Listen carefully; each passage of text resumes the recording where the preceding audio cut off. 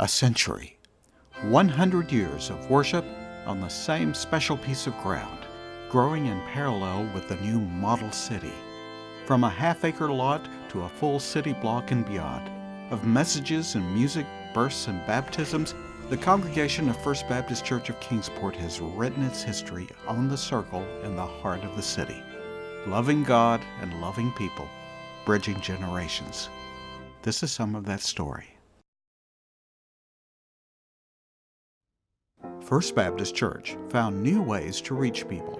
In 1940, First Baptist Church services were first broadcast on radio.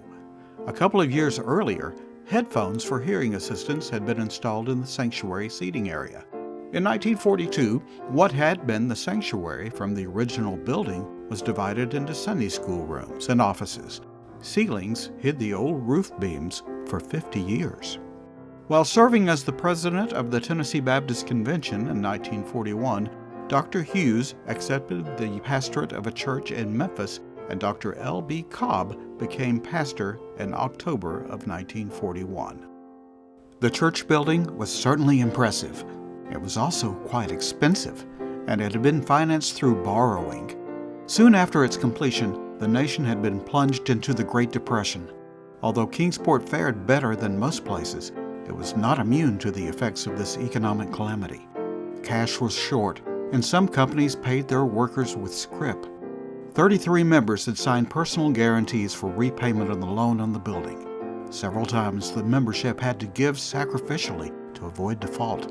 An attorney and church leader T.R. Bandy frequently used his skills to hold off creditors.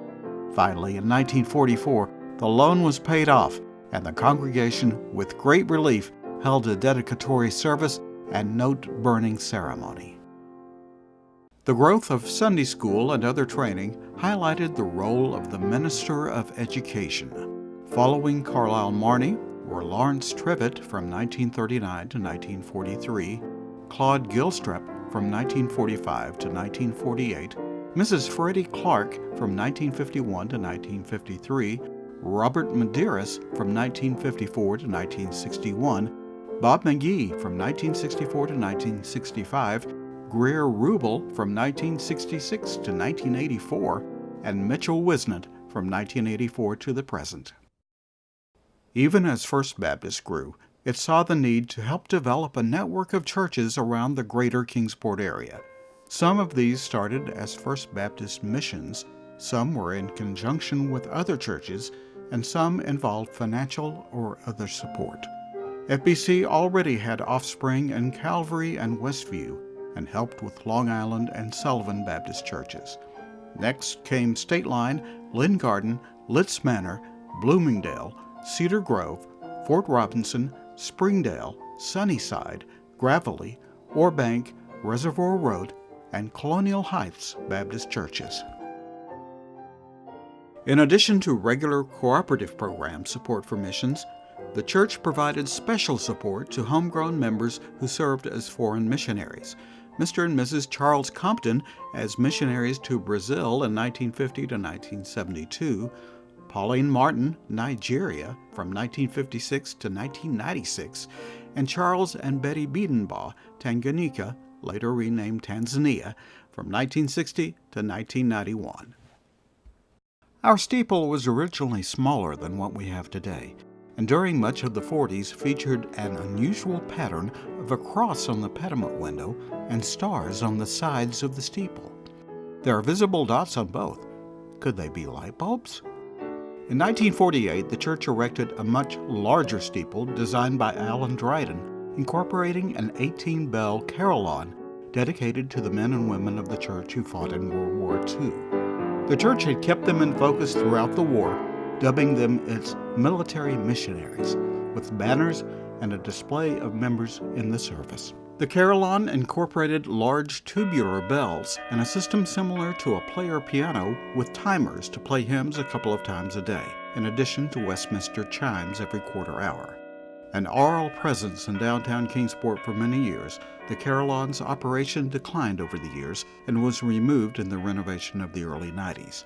The memorial plaque in the lobby stairwell remains. Pastor Cobb was elected president of the Tennessee Baptist Convention in 1947. In April 1948, he announced plans to go into full-time evangelism, but 6 weeks later, he agreed to remain after a church conference described as tense increased his salary. But in November, he left for another church. In July of 1949, Dr. E. Gibson Davis became pastor.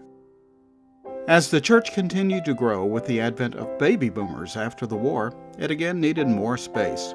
In 1959, the church acquired its first expansion property, an adjacent storefront building, and demolished it to construct an educational building.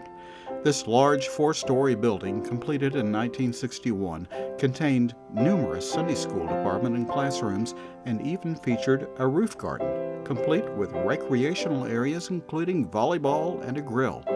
Another lot on Holston Street was also obtained for a parking lot and recreational area. Following the opening of this building, Dr. Davis announced his retirement. This marked something of a turning point in terms of First Baptist standing as a pastoral position. Prior to that, the ministers had moved up to other larger churches after serving here. But after this, all the pastors have retired from active ministry after completing their pastorates here, which have been longer tenures. Next time on First Baptist Church of Kingsport, the first 100 years. The church has made it through tough economic times and World War II and met the onslaught of the baby boomers. It must now help its members grow in other ways.